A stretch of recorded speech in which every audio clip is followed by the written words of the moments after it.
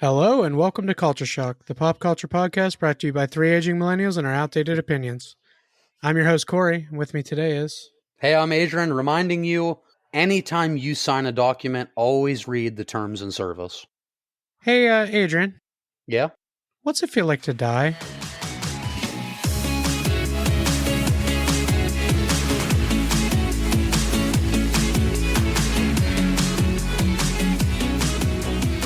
So, as you noticed, our third guy is not here today. He didn't see the movie anyway, so he figured he'd skip out on this one.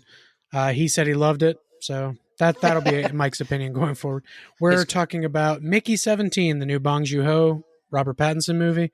Absolutely. We've been looking forward to going and seeing this one for quite some time now, talking about it a lot.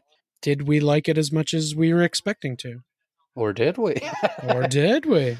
Yeah, our third co-host is currently dealing with a mountain of dog vomit. So. Yeah. And he hasn't seen the movie, so we're like, you know what? Scoop up the dog vomit. You go ahead and do that, brother. But yeah, this is a follow-up. It's been 6 years since Bong Joon Ho has made a movie. Parasite. And it's always going to be impossible to live up to a movie like Parasite that just won so many Oscars. But obviously it's going to unfairly always get the comparisons because that was his last movie. That's his masterpiece. This is his follow-up 6 years later.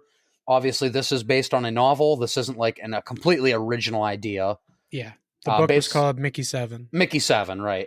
Not exactly sure why he decided the 17 was the way he wanted to go here. I'm not sure if that was a comedic effect, like to show more deaths on the screen. I think it was comedic purposes, like to make it, he's been copied so many times. Yeah. I saw one that was like a potential maybe, it's kind of like a coming of age story. It's like 17 turning 18. So they're kind of doing a play on like him becoming a man.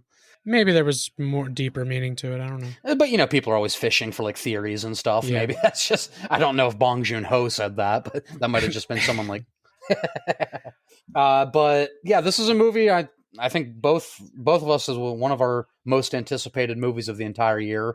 We love this director. We love Robert Pattinson as an actor. Everything. I mean, Corey, I don't know honestly how you feel about Twilight, but I'll say anything past Twilight, I've loved Robert Pattinson in everything I've seen him in. I like the Twilight movies. I'm on record saying that. And if you've read any of the books, Robert Pattinson actually plays a very good Edward Cullen. So right. He's not bad in that movie. He's purposefully bad. Yeah. That's what he's supposed to be. Yeah. Him and Kristen Stewart both played their character from the books pretty damn well. Yeah, and I think it's kind of a movie that's the actors have caught in flack just for being a part of that franchise more than like their performances. It's just like, you're that guy from Twilight. It's not like you were so bad in Twilight. It's just like, oh shit, you were in those movies.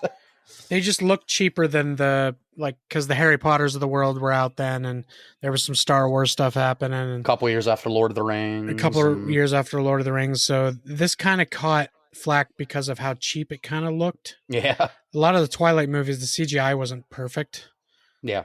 And there was a lot of weird, like, sexual elements to it, and the glittery vampire thing. It just didn't work for a lot of people. Yeah, for sure. There is a lot of memeable stuff, and there's a lot of stuff to make fun of. Oh yeah, for sure. But Robert Pattinson, I mean, like Good Time, Tenet, Lighthouse, The Batman, all that kind of stuff. Rover that's probably one not a lot of people have seen, but Robert Pattinson is just a fucking gem of an actor. He is. He really is. The dude is becoming one of the best of like our generation. And before I give my full opinion on this movie, in my opinion, this might be the best acting he's done. Oh, absolutely. I will say Pattinson absolutely carries this fucking movie. Yeah. His performance. And, I mean, the dude could get an award. Dude could be nominated for Best Lead and Best Supporting Actor. That's true. In this movie. Same movie. And I think he would have a case to qualify for both of those. That would be fucking hilarious, too. Obviously, I don't know if he's going to get a nom for either of them because the overall reception of the movie seems to be mixed right now. Yeah. I think it's worthy. He would be worthy to receive a nom for both, but I don't know if that's the way the cards are going to play out. But overall, yeah, this is another one of Bong Joon Ho's American movies. He's done a couple Korean films. He's done a couple of American films. His American stuff is like this and Snowpiercer. Which I like Snowpiercer. Are you a Snowpiercer? That's Chris Evans? Yeah. Like the Bullet Train? Yes. Okay, I remember that. Like he goes through they're like different classes. Yeah, it brought us such wonderful lines as, "I hate that I know what human tastes like, but I hate more that I know babies taste better." Yeah, that was a one-time watch for me. I'd have to revisit that one to see how I really feel It's about it. okay. It's Yeah, not a horrible movie. right. Most people do agree that Bong Joon Ho's Korean films are his strength. Like that's where he really thrives. I've seen Mother, and I mean not with Jennifer Lawrence. I mean Not that one. No, that's his horrible. that movie, and her and Javier Bardem. I'm like, how is that so bad? Yeah, it should have been great. But his Mother is a fantastic movie. I never saw Mother. Oh, you didn't? Obviously, Parasite is a fucking home run. That Parasite, I've seen that multiple times. It's there's good twists in there. It's a good like economic movie about different economic classes and wealth. Just so many good messages in there. Great performances. which he seems to do a lot. He likes that theme. Parasite, Snowpiercer, even this to an extent. Absolutely, yeah. Yeah, so 6 years later, we have Mickey 17. This movie's kind of been like in development hell for a year or two. It has. It's been delayed and pushed back a number of times. We've even been talking about it for quite some time. We have. Well, I wouldn't be surprised if we had this like last year in our most anticipated of 2024. Maybe. But we finally got it. Robert Pattinson is absolutely incredible in this movie. I really like the aesthetic, and most of this movie takes place in the ship, kind of has like an alien feel in that sense. You have this colony of people where there's still kind of different classes, but it's only really the class of Mark Ruffalo and his wife, and everybody else are like commoners. Yes, there's no middle class. Right. Mark Ruffalo, I also really thought was funny in this movie. Yeah. He was very over the top. He was definitely over the top. I think it's good commentary too, maybe on like American culture right now, kind of getting rid of the middle class. Like it's either you're rich or you're kind of poor. Oh, Mark Ruffalo and his wife were clearly, I politicians of some sort. Yeah, in America. Let's call it like it is. Yeah. We'll get that out of the way from the beginning. Mark Ruffalo is like a Trump parody. He 100% he's kind of like a Trump mixed with an Elon Musk kind of thing going on. I do think he's funny. I do think at times it takes away from the movie. A little bit. Yeah, I think. But Toni Collette and Mark Ruffalo, they're kind of like so over the top that they're kind of like in an SNL sketch here. At times, it takes away from it. Especially the dream sequence at the end. Oh, Jesus, yeah. Weird. What is up with Toni Collette and her fucking sauces? That was fucking weird. I didn't get the sauce thing. She has the competition for whoever can cut off 100 tails first so I can make sauces. I didn't get the sauce thing. I didn't get it at all. I don't know if that's like an allegory for like spices, like, maybe different colonies brought in different spices for, I don't know what they were trying to say there. Maybe it was just a weird character tick kind of thing. And it was all blood, right? Like that was all fucking blood sauces. Yeah, it was just like literally a tail, and she just grinded it up in like a magic bullet, a ninja. But there were moments I like them, but to me they were probably my biggest flaw of the movie. Like, and it's not just because of the parodying of Donald Trump. Like, listen, Corey and I aren't going to deny Donald Trump's a fucking clown. Yes. We know that. It's just kind of movies clown. Ass clown. No, we're not here defending Trump. If you are defending Trump, that's great that you feel that way. It's weird. But you do you. You do you, boo-boo. But he's an ass. But it's just kind of, you go to movies for a sense of escapism. And when it's kind of so on the nose, it's like you're making fun of this person. It's like, I don't want to think about this shit because this is every day. Every social media app that you scroll, you see this all day, every day. And I kind of, I wish that was less of an element in this movie. Like the first half, good.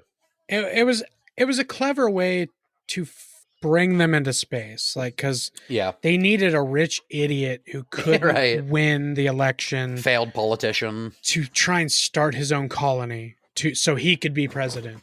Yeah, like, it was a clever way to do it. They just went too on the nose with who he was. Way too on the nose, too far, too far. Like, I'm wondering, like, because this movie's been in development for a few years. They have like the failed politician who lost his last 2 elections. Yeah. I wonder if they saw the 2024 election going a different way when they were making this movie. Possibly, and just thinking he was going to lose. Like, I'm not that makes me wonder. The red baseball caps, like, and the whole space program being an Elon Musk thing. Like, of course. Did they add that? Right. Yeah. Right. So, I mean, that's it's one of the things I don't love about the movie. I honestly think you can take those two characters out and you have a better movie. I really You don't feel need that a way. president there to have him sign up for this program to be an expendable. Right. You don't need that. The scientists wanting to do all this research is enough, I think. Of course. Yeah, and you could have just like scientists, you could have like military leaders. You don't need this over the top fucking clown show, like, because he steals too much of the focus, especially in the second half. Like the second half of the movie, very specifically in the second half. Yeah.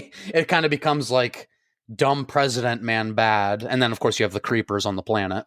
That's like kind of an allegory for like colonizing, but like it's just the first half of the movie you were setting up such profound messages and moral dilemmas about the ethics of like cloning humans. Yeah. Like what is an expendable? Do they have a soul? Should they be treated as equals, or are they less than because they're no longer human? Are they still human, or are they just like a byproduct? Like there's a lot of good stuff it sets up.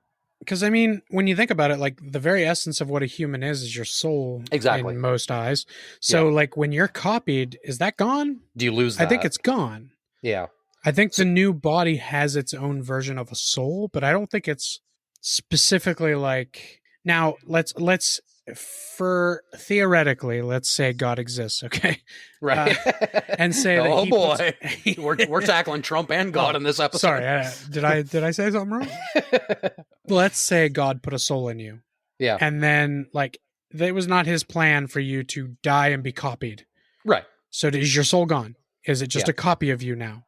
Mm-hmm. So like that's one of the big ethics questions here, and it's why they had to leave Earth to do it, because there was no Earth I love that whole storyline of the serial killer guy. Yes. Who they didn't realize copied himself twice to have alibis so he could kill people.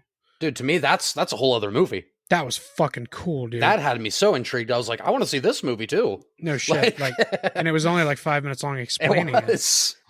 I was like, that is a badass concept. That was so cool, yeah. And it was the scientist who created the copying. Right.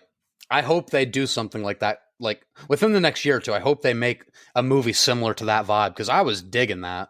Yeah, it was really cool. Of course, as horror nuts, we're like, can we get more of that? Like that, and it was very Prestige-esque. It was, where you don't know there's another person, right? So all the alibis check out, but that's because my copy or duplicate. They call them duplicates, right? Duplicates. Because my duplicate's right over there. Yeah. And it's just like, man, everything was really working for me to a certain point. Like I liked Mickey Barnes. You know, I like his backstory. I like them kind of showing how the other Mickeys were being killed. Yeah. That was a fun little sequence. That was funny. His hand getting chopped off and floating past the window. And they're like, "Oh, look at that!" Him taking in all the viruses and I throwing love that up blood. They took him out to the planet and they're like, "Is it nice out there? Okay, now we're gonna need you to breathe in all those viruses." He's like, and that's when he realizes what they're doing to him. He's like, "Oh, god damn it." Yeah, the quote here says, "Imagine there's an unknown virus in the air and you're sucking in every single microscopic particle floating around. All the viruses, so good." That's excellent. And then it just fucking quick cuts to him throwing up against the window. The blood against the window. And he dies like 4 times of that disease before they figure it out. Yeah, exactly. I love that every time he dies, they throw him in that furnace thing and they go, "See you tomorrow, Mickey." the one where he's still alive. He's in the bag. "I'm still alive." Oh, fuck it. Just throw him in anyway. There are a lot of really funny parts of this movie. Like, there's some good comedy. The Stephen Yeun when they're on that first planet he's his quote unquote friend. Yeah. But I love when what an asshole. When he falls down in that first crater. Yeah. And he's like, he zips down. He's like, "Oh, look at that. The flamethrower didn't even get a scratch on it. That's awesome. I'm going to take that back." And he looks down at him. He goes, "You're not going to be mad if I leave you here, are you?" The zip line only goes this far. Zip line really only goes this far. And you're kind of screwed anyway, right? Like it wouldn't even be that much of a hassle to go down and get him. Mickey's like, "Okay, jerk." Sure, okay, yeah. One of my favorite parts of the movie, and I was laughing out loud in a theater alone. Which that's also sad. depressing, as I was by myself. That is sad. And I actually looked around at one point and I was like, this really fucking sucks because it wasn't even like in the morning or anything. Again, guys, we just said this. We did another episode of another new movie. Yeah. Go watch these fucking movies, please. Even though this one wasn't the best one we've seen, Yeah, we're gonna say that now. It was a very enjoyable theater movie. I enjoyed myself. Yeah. So, like, one of my favorite parts is when he's down in that ditch, and those what become creepers eventually, those giant worm things. Yeah. They like roll towards him, and I love when he's like the one's dragging him, the big one. The little ones they look like they're biting his fingers. He goes, "Come on, guys, bigger bites! Come on!" He just wants them to eat them. He just wants to get it over with.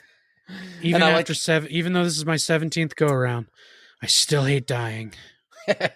And that's one of the sadder parts of the movie, like when he finally answers, like, because the whole like a through line of the movie is everyone asking like, what's it feel like to die? Like, is it scary? Keep asking him. And he finally is like, I hate it every time. I'm scared every time. Like, it's always sucks. Like, and that's a sad moment. It would never get easier. Exactly. And that shows you there still is a soul in there. He's not just like a husk, like he's still scared to die every single time. The part that actually gets me, like, I think where he fully realizes he's a different person is when he sees 18. 18. Because he goes in and he lays down in his bed and 18 pops up. Yeah. And I love, by the way, that he's a little bitch and 18's like a badass. Yes. I love the difference in them two. And it's both Robert Pattinson. Right. But that's what I mean, dude. It's just showing off his acting range. Yes. Incredible. Yes. And all in one movie, multiple Mickeys. It's great. And he doesn't have anybody to work off of. It's himself. Nope. So he has to do both of those alone. And like at that moment, like when they're talking, he's like, oh my God, if I die, I'm gone. It's just you. You live on. Yeah, he's like, your memories are now starting, so I'll be gone. Like it really hits him. That is sad. And it's true. It's very sad. It's like a difference of dying and coming back tomorrow, and this is the last me ever. This is the last one of me. Yeah, from now on, it's you're running the show. Like it's you. I don't get reprinted. You do. Yeah. And what's your theory on the two biggest working theories? I don't know if there's a definitive answer for why Mickey 18 is so different. The two biggest theories are either A, Mickey 17 was still alive, so 18 doesn't really have the same soul and memories as 17, so he becomes his own thing, or B, that's why they showed the scientists at the beginning tripping over the cord and plugging it back in, like when they were downloading memories, is like about that. When he tripped up that cord, that's what fucked with it. Maybe his neurotic side didn't get uploaded. Right. I don't know. I mean, either one of those is possible because I don't think we got an answer. No, we didn't. But did he anywhere in the movie say that other Mickeys were different? They did kind of say like every Mickey has their own personality. Okay, so maybe it's just that they have their own personality. And he just ended up being like the badass one. Yeah, I don't know. It could have also been those other things. That could have just been a funny thing where the guy unplugs it accidentally and plugs it back in, but I don't know. Yeah. I love the print. I love the printer though. Oh yeah, the body printer? Yeah. Yeah, because the one time when they don't put the rails or the rollers up to it. And she looks up and realizes he's halfway down, like falling down. Hanging out. Like, oh my God, pick him up. Or she picks him up. Go get the rollers. Yeah, hurry up. And then the one where he actually falls out, you just see some Pattinson ass. Just completely falls out. I love that when he's printing also, it has to stop and go back and reprint something. Like that's just that subtle little pulling him back in for a second and then going. Like jerks him back in. Like an old printer, yeah. It was Forgot a letter or something. It's like a fucking 90s printer. That was fucking clever. Yeah, so a comment here that I'd saved. Someone said, Mickey 17 in one of his voiceover exposition dumps mentions a conversation with his girl where she talks about how each of Mickey's has different personalities and what they were like. I think the main reason why the Mickeys had different personalities is a guy tripped on a cable and had to reattach when Mickey's brain memories were being downloaded. So it was supposed to be that. Okay. Yeah, and then someone said, I agree with this. Someone said, I think they missed an opportunity to show various Mickey's personalities. Yeah. I was kind of hoping that you'd see a couple more of them. Right, as good as Pattinson did with the two, like imagine just little quick 30-second to minute sequences of like different like flamboyant and like angry and like even just throughout a couple flashbacks or something. Exactly. Because if you really the couple you did see at least kind of talk, we're all kind of the Mickey 17 bitchish types. Yeah, they were. Like where they were just kind of dealing with it. Of course. I think 18 was the first one that was like, nah. Yeah, 18 was the one that like grew a spine. Yeah, and then this one says they even tell us in the movie all 17 had different personalities. Some were clingy. We as the viewer, right. I remember right? That. We as the viewer only think of all the Mickeys we as the viewer only think all the Mickeys were more like 17 because we're seeing the intro of the movie through 17's eyes. I guess So that's true. Yeah. So we like relate, where he's our storyteller. Maybe he's even remembering himself as always like that. Yeah, exactly. Yeah. Yeah. So I really like the convoluted nature of that and like what it could be. I wish they would have done, which Bong Joon Ho's usually so good at doing, is like showing more than telling. In this movie, it's more a lot of exposition and telling more than showing. I don't hate the narration though. Like no, I don't either. The Mickey voice in his head, right? But no, I wish I would have seen at least 2 more personalities. Yeah, like it would have been really funny to have a flamboyant one that. Right. Aisha was her name. Nisha. Nisha. Yeah, let me find it. But I think it's Nisha or something. Yeah, it's something like that. It would have been cool to have like a version where she couldn't deal with him because he was so he's too flamboyant or something. I'm Mickey. Nasha. Mickey 14. It's Mickey 14. Played by Naomi Aki. Yeah, Nasha. I love that she wanted to have a threesome immediately. And the fact that he was upset doesn't make sense to me, because anybody in that situation would be like, oh my God, there's 2 of you. Let's do this. Yeah, like you get her excitement. Yeah, hell yeah. Like she even says to him, if there were 2 of me, you'd be all about it. You can't be having double standards now. Yeah. Especially like what they were high on, whatever that drug was. Yeah, it was supposed that space drug. They kept saying, it sounded like they were saying oxys. Yeah, it was like it had to have been Oxidant or something like that. Exactly. Uncut Oxidant. That Steven Yeun's character in this is great, by the way. It's the first time I got to see him as like a sleazeball. Yeah, he was an really asshole. He's really fucking asshole in this movie. Yeah, because they like, what, the whole thing started, they like got in bad with like a debt collector because they opened a macaroon shop. A debt collector who likes to cut people up and eat them and watch them die. Yeah, he just likes to see, he doesn't care about the money. No, he just likes to see people in pain. So he lends money to people so he can cut them up. Yeah, I had a friend that convinced me macaroons were going to be bigger than burgers. Like, Timo's an idiot. That's never going to happen. No.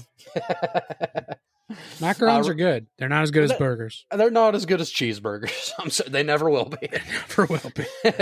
But I really do like Robert Pattinson. Like over the last couple of years, you can really tell like he does, in a way, speaking of his Cedric Diggory tie-in with Harry Potter, he really reminds me of Daniel Radcliffe, where like they both made a ton of money really earlier in their career, so they just do like fuck it projects. Like they do what they want. They do interesting roles, and they always seem to do stuff that like challenges them. Like, and I've liked a lot of what both of them have been in. In that vein. So. Yeah, poor Radcliffe doesn't get talked about much anymore, but he does because he does some really weird roles. It's not for everybody, but I love his performances. Like he's a good actor. Everybody out there, go watch Guns Akimbo. Yeah, and Swiss Army Man. They're Swiss Army Man, very funny movies. Yeah, absolutely. And I saw what one was called Horns. Oh, Horns was good. He even did a good rom com with, what was the girl? Hold on, what's the girl in The Big Sick that plays Kumail's wife? Zoe. Yeah, what's her name? I can't remember her last name. name. Kazan. Kazan, yeah. Yeah, Zoe Kazan. He did a rom com with her. And I mean, it's kind of generic-ish, but I had a good time with it. I don't think I've seen that one. It's called What If. Yeah. I never saw it. Yeah. So I mean, Daniel Radcliffe, he's got rom-coms, he's got action movies, he has strange fucking movies. He's in Now You See Me Too. He's in Now You See Me. He is, yeah. Yeah. That's probably like his most popular mainstream since Harry Potter, huh? Probably, yeah. Like maybe only.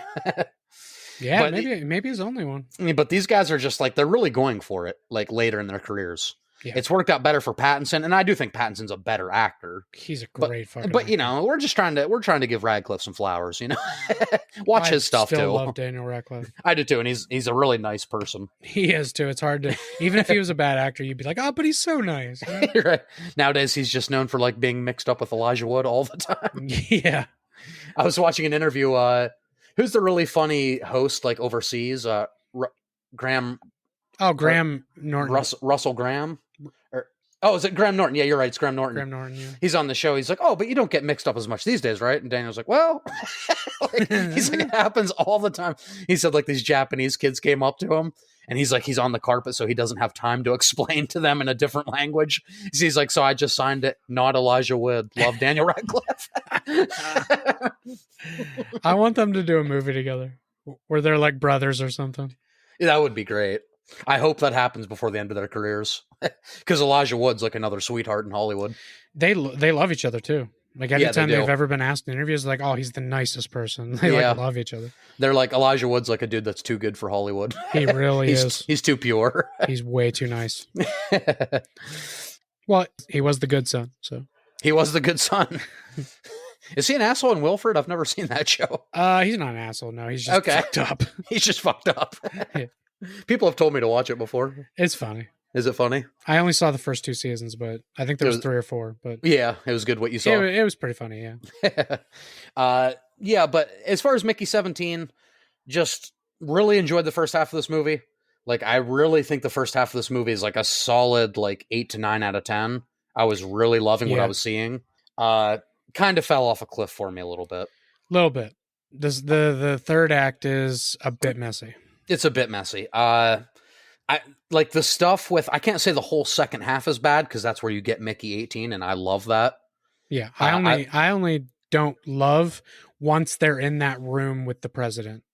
Once they're like being held prisoner. Once they're being held prisoner, the rest of that is like the Mark Ruffalo show. Yeah, totally agree. Yeah, and I'd probably agree with you. From that point on, it's like, it's bad. Like, it's not like fucking dog shit, but it's not good. It's not a strong end to that. No, beginning. Compared to what you were just watching, it's like, what are we doing here? We had a chance to go so many ways, so many profound ways. Like, I like the connection between 17 and 18. I like their different personalities. I like 18 making the sacrifice. That was a really cool moment. That was awesome. That was actually awesome. A very good moment where he's like, what the fuck does he say? He says something badass too. I know. Just like Novocaine, he gives that cool line before he hits the button. And then he hits the button and blows himself up. Hits 18.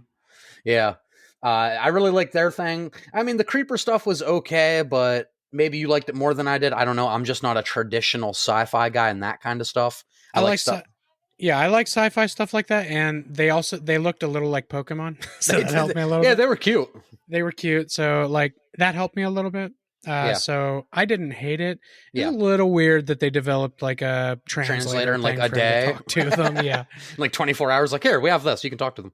I love that at the end you find out they actually can't scream our hearts out. They were lying. They made a threat that they could scream so loud our heart would explode. Yeah. Or our brain would explode. Eyeballs would pop out. And he goes, can you really do that? And he's like, He's like, why don't you try it right now?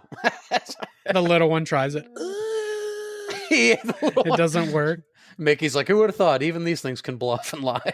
So that was funny. That was good. I don't understand the dream sequence before he blows up the printer. Yeah, right. That didn't make any sense to me. Not at all. I thought it was really happening.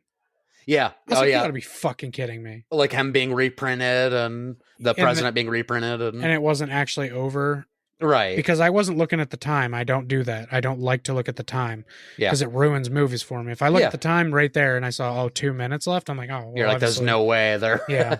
So I don't like to ruin stuff like that for myself. So I didn't know how long I had been in theaters. Yeah, the nightmare sequence felt very like shoehorned in. Like, what was the point of this? Just to give Toni Collette a little more time and talk about sauce again? Talk about her sauces. That was all that scene was. He was reprinting. There was blood on the ground. She's like, try it. Even a Neanderthal like you can appreciate that sauce. Like, what the fuck are we doing? What is the sauce? Is Ivanka Trump like really obsessed with sauces? I don't know. I have to look into that. I know. I don't know that I want to Google that though. You might get some weird shit on your Google. Yeah. I do like that. I think that was mostly hesitation in pushing the button because they gave him the button. They initially officially announced his name was Mickey Barnes. Mickey Barnes. They gave him a last name. I think his old last name back. And that was cool how it went from the Mickey 17 to Barnes. Barnes. Yeah, it was really like he's a person. Maybe the title was all just so they could do that. I think it was. Yeah. But, I like that. Like he hesitates because you can see in his eyes he's thinking, but if I push this button, I could die tomorrow. And he has the whole trauma about killing his mom because he hit the button in the car. I forgot about that part. Yeah, so the red button plays like a big role in his life. So they never really explained what the red button did, though. No, not at all. Just that it did something to the car and she was died. It like Men in Black? I was gonna say, was it a booster? You see the red button, kid? Never touch the red button. He pushes. There's a deleted scene somewhere where he pushes the red button, and then Yeah. it does that Fast and Furious thing where it goes through the car with the nos. Oh god! Yep. Actually, that's kind of a cool effect. And then the car crashes. and then into a and then the dumpster. car's upside down. Tommy Lee Jones is listening to Elvis. Banana.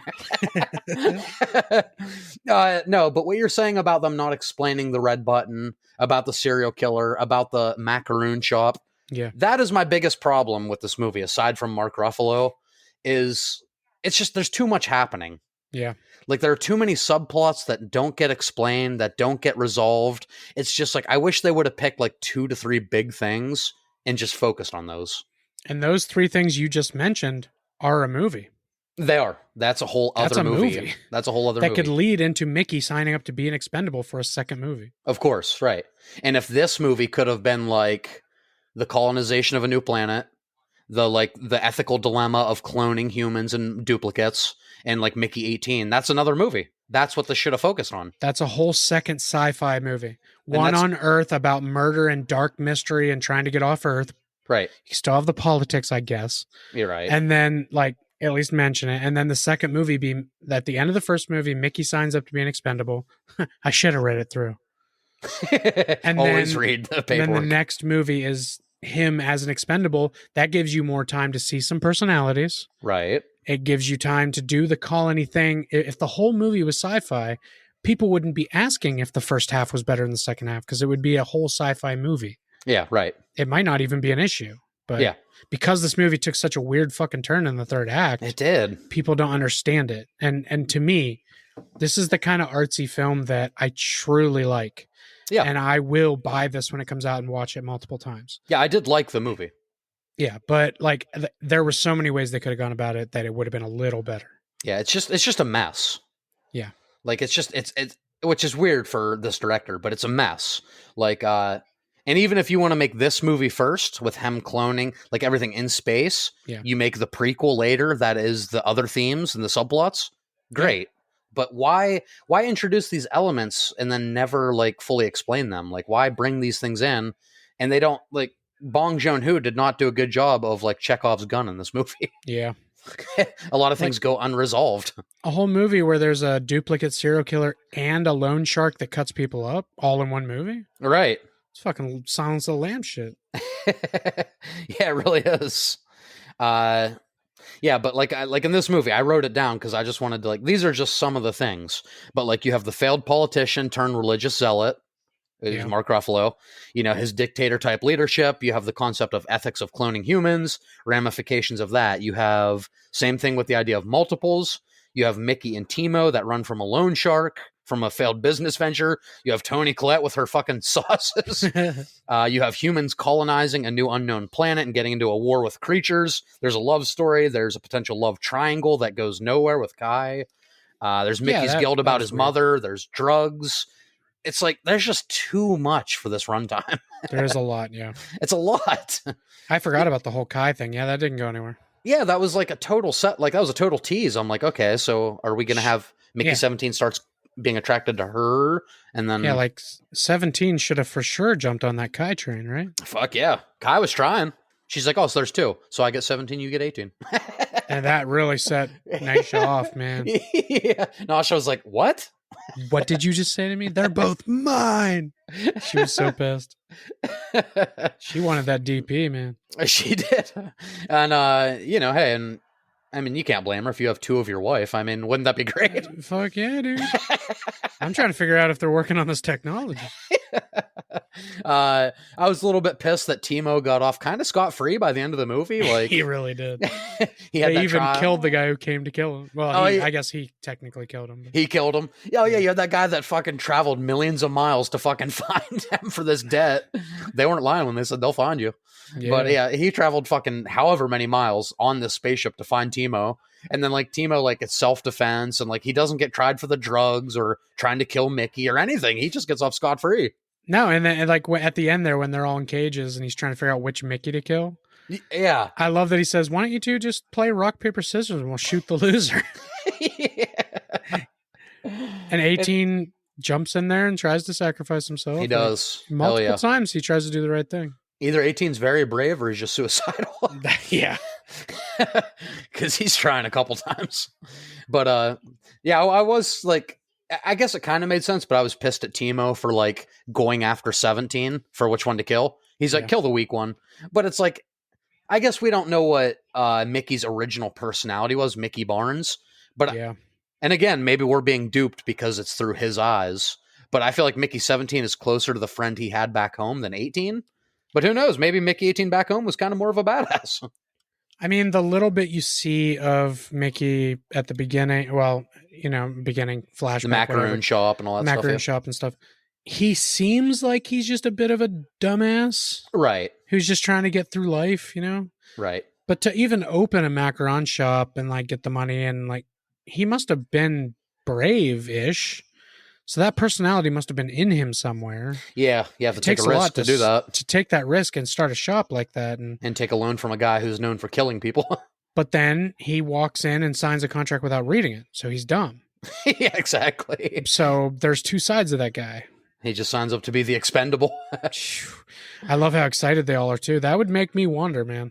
Like, why are they all so excited to get me on this fucking ship after I sign? Yeah, right. Like, automatically, as soon as he signs that, they're like all talking to him, like, "Hey, let's get you aboard. Like, let's go." They bring down like the CEO of that company. Like, They do. Did you read it? I'd be like, okay, why?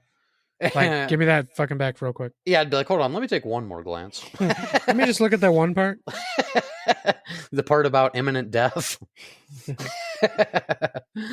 Yeah, but I mean, it's like it's a movie that I don't know, man. It could have been so much more. Like, this could have been hard to beat for me if the third act was strong. That's what I'm saying. This could have been. I love movies like this. Yeah. And it really did click for me. Like, I feel like this is like movie of 2025 potential if it wasn't for like the last 30 minutes or so. I'm having a hard time because our expectations, every time we talked about this, we were both very excited for it. So my expectations made me kind of feel defeated a little bit. But as I was walking to my car, I'm just thinking, man, that movie was kind of fucking funny. Like, it was actually pretty good. Yeah. But god damn it, why am I disappointed right now? I shouldn't have felt disappointed is the problem. Yeah, and I think that's like yeah, that's kind of the thing too that's always tricky about like out of theater reactions. Yeah. Like, I always say like I do something where I'm too negative or I'm too glowing, and then a day or two passes and I'm like, I don't feel that strongly. Like, I think that's the beauty of out of theater and then doing an episode on it, though, because it changes a little bit. It kind of shows. I think everybody is either super fucking mad or super glowing about what they just saw in theaters. Right. It's so like when you do a reaction, like I've even done many reactions that I put on TikTok that later I'm like, did I feel that way though? Like when I told Steve this was like a great fucking movie, the next day I was like, but there was problems. You're right. I'd still say 7 out of 10, but it could have been a 9. Right. That's what hurts. Yeah. You're like, this could have been. No, you're like, this is a great movie. This is a good movie. This is a pretty good movie. Like, yeah, this is a 9. This is a 9. This is a 9. Oh shit, it's a 7 now. Yeah, and then sometimes it goes the other way. Like, I don't know how much I loved it. And you think about it more. Like, actually, that makes sense. That makes sense. Yeah. You know what? This is pretty good. And then you see it a second time. You're like, fuck, I missed all this. Right. Yeah. So I think you said that's kind of the gift and the curse of the out of theater. Like, that's out there for everybody to consume, and it's like it's your initial thoughts, it's your gut feeling. But as content creators, we're eager to get shit out there fast. So yeah, you have to. Sometimes that bites you in the ass. Yeah, but it's just the movie. I think it's overstuffed with ideas. It's a little bit. It's a little bit tonally inconsistent. I almost said Mark Hamill. Mark Ruffalo. Here's what I'm trying to say because the Hamill. Mark Ruffalo is a little bit hammy. He hams up the screen a lot. Like, I think he is the part of like, because this is a satirical movie, obviously, with the politics and everything. I don't know if they told him to play it that way or if that was a character choice, but it's just too much. Like, I wish he would have toned it down a level or two. Like, you can still be an asshole kind of dictator leader without being like so clearly like I'm a buffoon Trump clone. Like, I don't fully know. Yeah, I don't know. I know Mark Ruffalo is quite liberal. Yeah. He posts a lot of stuff about like save the children, hurricane reliefs. Like, he's a very nice person. Right. So there's a chance he doesn't like Trump.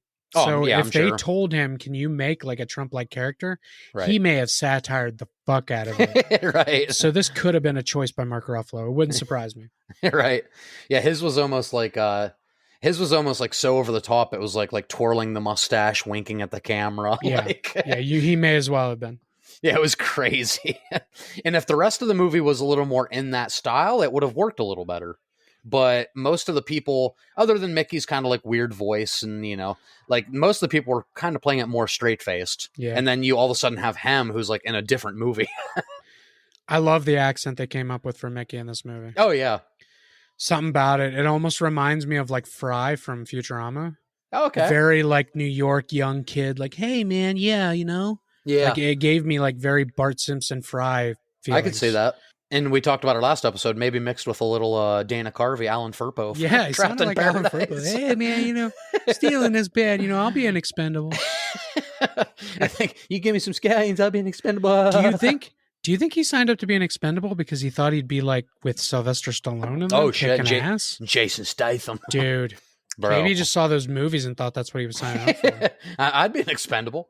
I wouldn't fit in, but I'd die immediately. That could be it.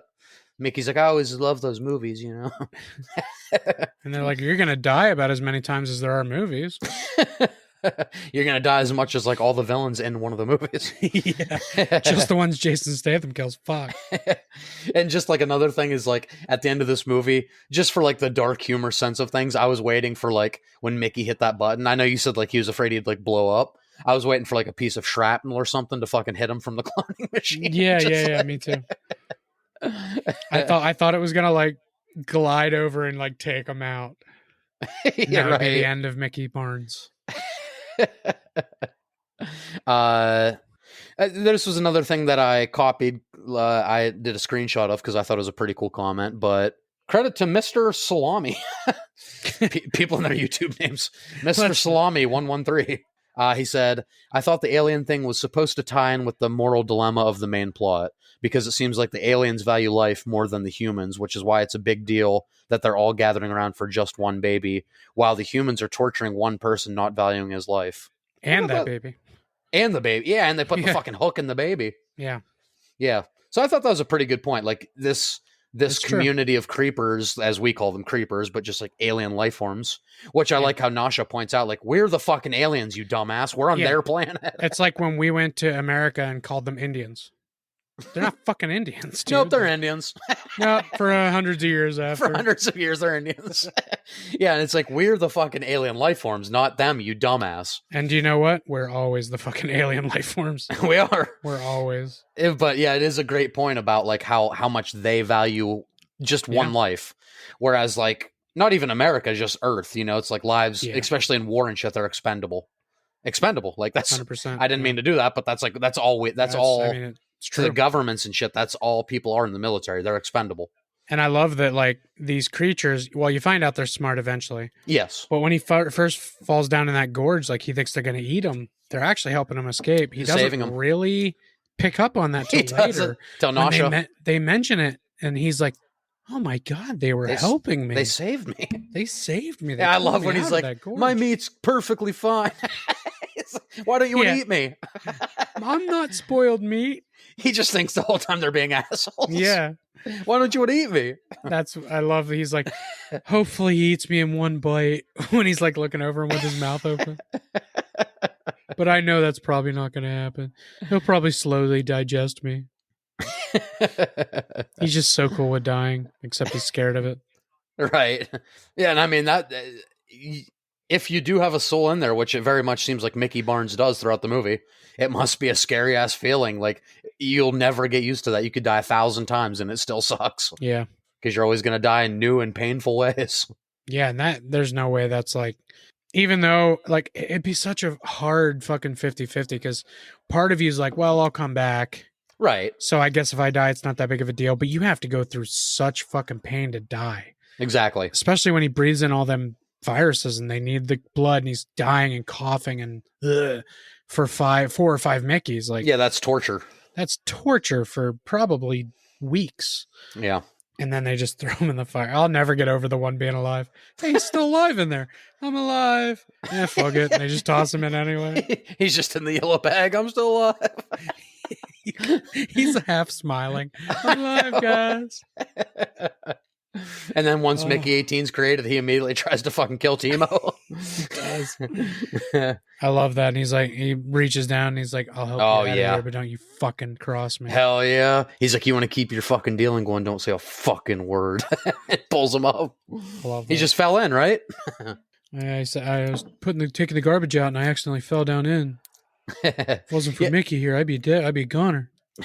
Yeah, so for this movie, it's not like, man, I don't even know what, you know what I mean? It's so weird because, like, spoiler, whatever one comes out first, but we did an episode on Novocaine with our other co-host, Mike. Yeah. And that's a movie, pretty much, you watch it once in theaters, you know how you feel, right? Yeah. It's like a sit-down popcorn, you have a good time. Fun. Yeah. This is a movie I want to go back and see again. Because, I'm going to. Even movies I love, I don't always go see 2-3 times in theaters. Like, but this is a movie I want to see again because I just don't know how I feel about it. This is the other complicated thing is we're sitting here quoting it and laughing. I have tears in my eyes talking about this movie. Right. So there's stuff good enough to see it again. Yeah. And there's stuff I very much liked about it. And for me, I'm a sci-fi fan, so the last half doesn't bother me in a lot of the areas. Yeah. But Mark Ruffalo's character being and Toni Collette's character being so prevalent and kind of their story now. That's it. They're like the focus in the last 30 minutes. Which is what bothers me. The rest of it doesn't bother me. The creatures don't bother me. Like them trying to get their baby back and doing the screeching. Yeah. I get it. Yeah. The translator, even as stupid as that is, that it was one day. Right. And you didn't get enough information on that scientist girl who seemed to be very smart. I know. Seemed to like Mickey. There was nothing there. You never really learned much about her. See, and that's another thing. Like there's too many subplots. Like that you can't explore them because there's too much going on. I agree with you. The scientist girl seemed pretty fucking dope. Yeah, she was cool. But you don't really ever get to know her. One of the few who cared about him. Right. But you never got to know her. The one dude did not care at all, the bigger guy. He was he was the one standing there with the clipboard when he falls out of the machine. He didn't even move. Yeah. Yeah, but I mean, there's a lot to like about the movie. I even as over the top as it was, I even liked the dinner scene when he gets invited to the dinner. He eating, though? I don't know. It looks so fucking clearly nasty. Not steak. Was that just like raw fucking some creature? It looked like raw steak they ground up and then put in gelatin. Yeah. Oh, it looks so fucking nasty. Because it was not cooked. That shit was not cooked. And then it was all a trick because they had some kind of poison in it or something. Yeah. It's fucking crazy, man. It's so fucked up. And that's when they bring Kaya in and he's like, I want you to be one of the breeders. Like Mark Ruffalo just wants to fuck her. Hey, I was getting real clear there what he wanted the women on that ship to be. Yeah. He wanted to populate it with all his babies. Right, because at first they're like banning sex, and then like that's when they keep cutting back to Mickey and Nasha like fucking while he's saying like no sex. But once we get to the new planet, Niflheim, sex party. Giant orgy sex party. Giant orgy sex parties. And like I don't know what they were going to for like the part of Mark Ruffalo. Like I don't know what he was hinting at with like one pure society, like what, because like it was pretty diverse ship. Like there was a lot of different cultures. There was like men, women. Like I don't know what he was meaning by pure. Like I think he meant he was going to be the father of all the babies. Is what I think he meant. Yeah, I think it was a Hitler situation where he thinks his bloodline's the only one that should go on. Right, because he's very dictator like. He is very. They're all eating the same. What do they call them? Like TV dinner meals. They keep calling. He's even like, is that what they call them? When they call it a TV dinner to him, he's like, "What? TV dinner meals?" With his stupid look. Yeah. Huh? His teeth, man. His big fucking teeth. That bothered me every time. I know. I mean, at least Mark Ruffalo has some nice teeth. But... They were always sticking. He always had his head up. That was it. Too. Sticking his teeth out. So there were parts of him I liked, but yeah, there was too much of him in the second half. Second half, yeah, the second half, third act. I wonder if do you think the scene was added later where they bring the space rock on and like when Mickey 18's trying to assassinate him? Because that felt very Trump assassination, like. Yeah, I didn't think about that. Because he even gets grazed by the bullet on the cheek. Like how Trump got hit in the ear. By his ear, yeah. Yeah, I wonder. Like, I don't know if that was added later or if did Bong Joon Ho just predict some shit? That was funny is when that scene happened in theaters, I was waiting for a bunch of his people to jump on him like they did Trump. Right. I was waiting for like his followers to be like, "Oh, protect him," and then they didn't. I was like, "Ah, maybe that wasn't." But yeah, I mean, it could have been. Could have very easily been. And I assume you got the sense right away that like the creepers were helping Mickey, like when you got the sense they were probably good, like helping humans and shit. After they just started dragging him instead of eating him, that's Yeah. what I was assuming. Yeah. Yeah, I think the first scene they set up to they're going to eat him because it like fades to black. And then when they're biting on his finger and he says, "Bigger bites, guys, bigger bites," they weren't actually biting. Yeah. So I was like, they seemed friendly to me. Yeah. Yeah. And I like that twist. You know, most times humans go to alien planet, again, where we're the aliens. It's like, it's some evil motherfuckers trying to tear us up. Yeah, so like I do like the twist. monsters that kill us and... Yeah, I do like the twist of like them being friendly. Friendlier than us. And you even see at the end of the movie, like when Nasha's doing the press conference when she's kind of like the leader now, like even some of the humans are like cradling like the creepers, like the baby creeper. Like we're getting along. Yeah. And that was kind of cool. And that was another thing. Like, I don't know if it's intentional, but is Nasha like Kamala? Is that like a play on? I don't know. Maybe. I don't know. I don't know how much Bong Joon Ho really cares about American politics, but he might hate it so much he had to make this movie. Yeah, exactly. And I get it, bro. We hate Trump. Like, yeah. I don't think we're not gonna back away from that statement, are we? I don't. No. If we lose one listener, I don't care. We don't like Trump. No, we agree. He's a fucking clown. He's a clown douchebag. And right. Let me tell you right now, had Kamala Harris won, we'd be saying the same fucking thing. She's a clown douchebag. They're all clown douchebags. Joe Biden was a clown douchebag. He was just a fucking dumbass, senile clown douchebag. He couldn't keep his eyes up. The fucking Adam Ray. Little kid sniffing motherfucker. Did you ever watch the Adam Ray, Shane Gillis? Kill Tony, yes, Trump versus Biden. Shane Gillis's Trump is the best. It's so good. This guy showered with his daughter till she was 13. He says, I love my family.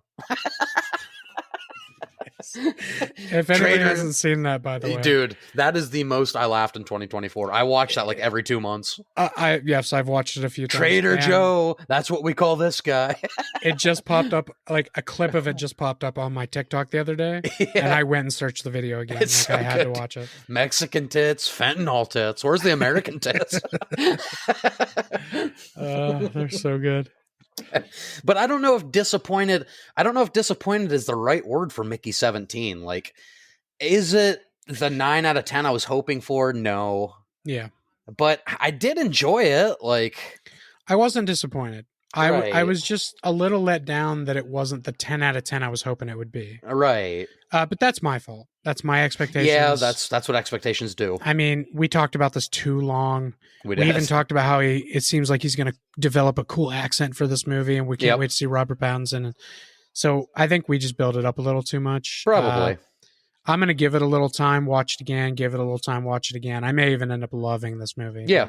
For now, I was just a little let down that it didn't end the way I wanted it to. And that's a little tough about like what I do on YouTube is like, I'm going to do a review for this, but it's like, I'm still so torn. Like I like it, but I don't like it, but I do like it, but I'm disappointed, but not disappointed. Like say that exact thing in the video. Yeah, exactly. I don't know how to feel about this movie. I will say like, spoiler for other videos I've had. Hard Eyes, I had a good time with. I gave it a 6.5. Yeah. The Monkey, I really liked up to a point, and then it kind of dropped off like this, but it's a different kind of movie. That also got a 6.5. I think Mickey 17 is going to do better than that. It's not going to be a 9 out of 10 that I gave Companion, but I just have to figure out where it goes between that 7 to like 8 zeitgeist. Yeah, I mean, mine's probably between 7 and 8 as well. Right. And for my, some people say like average as like 7 out of 10. To me, that's crazy because then you never give a movie like a 5 or a 4. For me, 5 is the exact average of 0 through 10 because that's the way averages work. Yeah. For my scale, 5 is average, 6 is above average, 7 is good, 8 is great. Yeah. So like this is between good and great. I just can't figure out. I barely give anything a 10. Right. I've never given anything on the channel. I think I've gave The Batman a 9.5. That's the closest I've come. I don't know that I've ever out loud said that's a 10 out of 10 movie. Right. My favorite movie of all time is Good Will Hunting. I don't even know if I'd say that's a 10 out of 10. Like, yeah. I could find flaws. You know what I mean? To give a 10 out of 10 is just like, there's zero wrong. You're saying there's nothing wrong with it. There's zero wrong with it. And that's naive. Mm-hmm.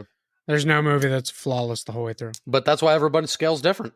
Yeah. Like some people, like Steve, we even talk about, like our buddy Steve, he says like a bad mid movie is like a 6.5 out of 10. I'm like, Yeah. no, that's an above average to good movie. Like, Yeah, his scale is like he gives everything good 9s and 10s, right. and then everything 8 to 6 is like average. It's Yeah, like, like- nah, man, that's high. Yeah, that's high. But everyone has their own scale, I It was. suppose. Can you imagine saying it was only an 8? It's like, Yeah, eight. exactly. That movie was mid. It was like a 7.5. Like, wait, what? On my scale, that's like good and a half. That's holy shit. I'll watch it again. That might be Mickey 17 for me, Yeah, which that's is about not where mine's going. which is not mid. All right, guys, but that is going to do it for our spoiler filled. I don't think we said spoiler at the beginning, but you know what it is. It'll be in the description. You know what it is. Oh, Jesus. Going back to like 2012 days. That's right. Black and yellow. That is going to do it for our spoiler-filled Mickey 17 review. Again, we both really enjoyed it. We were maybe a little let down because of our own expectations, maybe a little bit because of that last 30 minutes, but this is absolutely a theater movie that you need to go see on the big screen. Please support movies like this while they're in theaters so that companies keep making movies like this. Yes, please. Whether you love it or you just kind of like it, still, it is worth. Go to a fucking matinee and see it for $8 to $10. It is totally worth that money. And I mean, I'm a huge fan of blockbusters. I watch all of them pretty much. Yeah. And when I go to movies like these are the movies I leave theaters and I'm like, God damn, that was good. Yeah, exactly. I don't do that with blockbusters. I leave blockbusters and I'm like, fuck yeah, dude, that was awesome. Yeah, right. But these movies, I'm surprised. I'm like, God, that was really good. Right. And just for like knowing me as a person, like later this year, I think in May, Mission Impossible: The Final Reckoning comes out. Yeah. Well, that'll probably traditionally be a better movie, but I'm probably going to like a movie like this better. Yeah. Because that's who I am. I'm an action guy, so I'll like that one. Yeah. But yeah, I might look back and be like, but Mickey 17 was more interesting. It was so unique. It was. Yeah. But guys, I'm not going to plug because that's what Corey does, so I'll let him do that. But if you want to see some more of my thoughts, I will have a review for Mickey 17 out eventually. I did just, as of recording, March 17th, 18th, or past midnight, I do have a review out for Osgood Perkins' latest horror movie, The Monkey. Not quite as polarizing as his previous one, Long Legs. But, still definitely worth talking about. So I have that up on my YouTube channel as of now. If you want to see some more rankings, reviews, tier lists, some of my live streams with my co-hosts here, Corey, Mike, and some of our other friends, you can check all that out on my personal channel. That is youtube.com/Baker Reviews. Baker Reviews. Thank you, as always, Corey. And I guess I will read our Patreons here because Mike is not with us now because he's dealing with dog puke. He died. Other than my YouTube, you can check out our Patreon to help us keep the lights on. For the $5 tier, you can get in on our Discord where we are all very active. We're talking in there all the time. We do Patreon polls we let you guys vote on, game consoles, bad movies, music genres, all that type of stuff. So for the $5 tier, you get a bunch of privileges. We do movie commentaries. We're working on our second one. You get that 2 to 3 months early compared to just normal people on the platform. So you can check out all that and more by checking out our Patreon. That is patreon.com/Culture Shock Podcast. And with that in mind, we want to thank our current patrons, Amber, Cam, Bobby, Squiggums, Josie, and Timmy 17. He's only 17. But with that out of the way, Corey, where else can they find us on the social medias? Yeah, on Facebook, it's Culture Shock Podcast. On Instagram, it's Culture Shock 21. On TikTok, it's CS Podcast 21. And on Twitter, X, where I spend most of my time, it's also CS Podcast 21. We've already said it with the last 2 episodes. Go see movies like this. Keep this stuff in theaters. Interesting movies like this are way more exciting. Well, I don't want to say exciting because blockbusters are exciting, but yeah, of course. Way more interesting to watch. Like it really makes you think. It really makes you enjoy it. I like filmmakers like this. I really want them to keep making stuff like this. Yeah, artsy stuff it's some of the best stuff I've ever watched in my life. Right. Movies like this allow directors and screenwriters to like really explore their passions more than making like Friday the 13th part 14. Like, as much as I love Friday the 13th, stuff like this, as opposed to IPs and sequels and remakes, this really allows them to get creative and just see their own vision come to life. So please support this kind of stuff. if you have the expendable income, spend $10, spend $20, go see Mickey 17 the next day, go fucking see Novocaine, because they're worth it. And with that being said, that's going to do it from all of us here at Culture Shocked. Thanks for listening. What's it feel like to die?